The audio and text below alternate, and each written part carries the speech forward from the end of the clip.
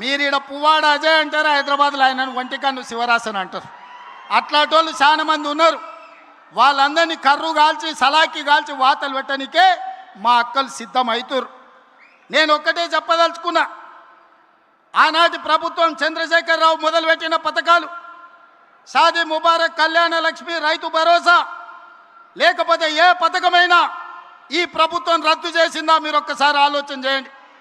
ప్రజలకు ఉపయోగ పథకం ఏదున్నా ప్రజల కోసం, ప్రజల సంక్షేమం కోసం ఆ పథకాలను అమలు చేసినాం.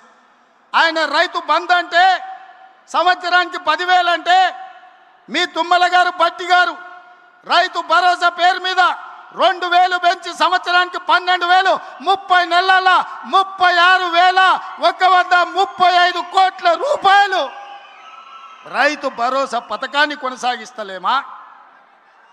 ఆనాడు డబుల్ బెడ్రూమ్ ఇళ్ళని ఆనా పిల్లల కోట శ్రీనివాసరావు కథలు చెప్పినట్టు కోడిని పైన కట్టి సద్దన్నం కింద తింటే, ఈ డబుల్ బెడ్రూమ్ జోల్ని చెప్పి మనల్ని మోసం చేస్తే, మీ అభిమాన నాయకుడు పొంగులేటి శ్రీనివాసరెడ్డి ఇందిరమ్మ ఇండ్లు మొదటి విడత 4.5 లక్షలు, రెండో విడత 2.5 లక్షలు, 7 లక్షల ఇండ్లు కట్టి మీ ఖమ్మం జిల్లాలోనే గిరిజన సోదరుల మధ్యన గృహ ప్రవేశాలు చేసింది నేను కాదా? మీ అభిమానంతో నన్ను ఆదరించింది నిజం కాదా?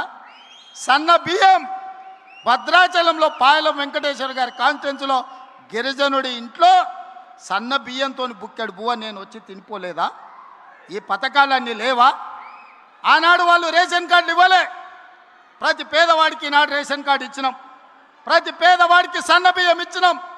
50 లక్షల కుటుంబాలకు 200 యూనిట్లు ఉచిత విద్యుత్ ఇచ్చినాం. పేదవాడికి 7 లక్షల ఇందిరమ్మ ఇండ్లు ఇచ్చినాం. పేదవాడికి 20,617 కోట్ల రూపాయలు రైతు రుణమాఫీ 2 లక్షల వరకు చేసినాం. ఆనాడు 1,00,000 రూపాయలు అన్నాడు, 4 విడతలు అన్నాడు, అసలు అన్నాడు, మిత్తి అన్నాడు. చివరికి రైతు చేతిలో అప్పు, రైతు చేతిలో సిప్ప, రైతు తల మీద అప్పు మిగిలిపోయింది. కానీ ఈ ప్రభుత్వం రైతులకు రైతు రుణమాఫీ చేసి చూపించింది. రైతు భరోసా 10,000 ఇస్తే 12,000 ఇచ్చింది. రైతు ఉచిత కరెంటు ఈరోజు మనం ఇచ్చినాం. వడ్ల కొనుగోలులో ఉత్తమ్ కుమార్ రెడ్డి 30 నెలల్లో 80,000 కోట్ల రూపాయలు సివిల్ సప్లైస్ కమిషన్ నుంచి రైతుల కోసం ఖర్చు పెట్టినాం. తెలంగాణ ఉద్యమమే 69 తొలి తెలంగాణ ఉద్యమం, పాల్వంచలో తెలంగాణ ఉద్యమం ఖమ్మం జిల్లాలో పుట్టింది. బంట్రోతు ఉద్యమం కోసం మొదలైన ఉద్యమం తెలంగాణ రాష్ట్రాన్ని సాధించినాం. చంద్రశేఖరరావు మాత్రం నిరుద్యోగుల కళ నెరవేర్చలే. ఈనాడు మొదటి సంవత్సరంలో 67,717 ప్రభుత్వ ఉద్యోగ ఖాళీలు భర్తీలు చేసి ఇంజనీర్లను, డాక్టర్లను, నర్సులను, పోలీసులను, వివిధ శాఖల్లో ప్రభుత్వ ఉద్యోగాలు మనం భర్తీ చేసినాం. ఇట్లా చెప్పుకుంటూ వెళ్తే రైతు రుణమాఫీ కావచ్చు, రైతు భరోసా కావచ్చు, రైతు బీమా కావచ్చు, రైతు బోనస్ కావచ్చు, నిరుద్యోగ ఉద్యోగ నియామకాలు కావచ్చు, ఆడబిడ్డలకు 60,000 కోట్ల రూపాయల బ్యాంకు లింకేజ్ కావచ్చు, బతుకమ్మ పేరు మీద ఆడబిడ్డల చీరలలో కూడా కమిషన్లు కొడితే గాడిదలారా ఈడనే తగిలబెట్టిరు. మీరు ఇచ్చిన చీరలు పిట్టలను బెదిరించనిక పొలాలకు కట్టిరు ఆనాడు. కానీ ఇవాళ గాడ మా అక్క కనిపిస్తుంది పాలపిట్ట రంగు, కెమెరాకి అక్కడ తిప్పుర్రా. మా అక్క పాలపిట్ట రంగు చీర కట్టుకొని వచ్చి గోసై పైకి ఎత్తింది చూడు. ఇంటాయన కూడా అరే మా ఆమె ఎంత అందంగా ఉందా పాలపిట్ట చీరలు అనుకునే పరిస్థితి. మా అక్క కలకలలాడుతుంది. ఈ తమ్ముడు పండుగ పూట పెట్టిన చీర సారె కింద మా అక్కలు కట్టుకొని ఇవాళ నన్ను ఆశీర్వదించండి.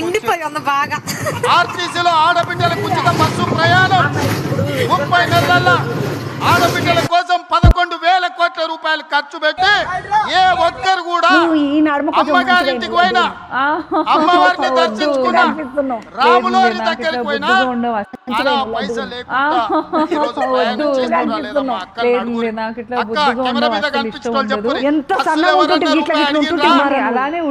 2 రోజుల్లోనే ముఖ్యమంత్రి అయినప్పుడు చెప్పిన మీరు బస్ ఎక్కుండ్రి, కావచ్చు దగ్గర దిగుండ్రి, ఎవడన్నా మీరు ఫోటో చూపించుండ్రి, మా తమ్ముడు పట్నం వాళ్ళు ఉన్నాడు బస్ కిరాయి తెచ్చుకో చెప్పు అని. ఎప్పటికీ 30 నెలల ఎప్పుడైనా అడిగిన మధ్య కొన్ని కారణాల వల్ల కొంచెం అంటే కొంచెం 1000 మెగావాట్ల ఉచిత విద్యుత్ యజమానులను చేసినాం. ఐ విల్ బౌన్స్ 1000 బస్సులకు ఉచిత ప్రయాణం కాదు, 1000 బస్సులకు ఆడబిడ్డల యజమానులను చేసినాం.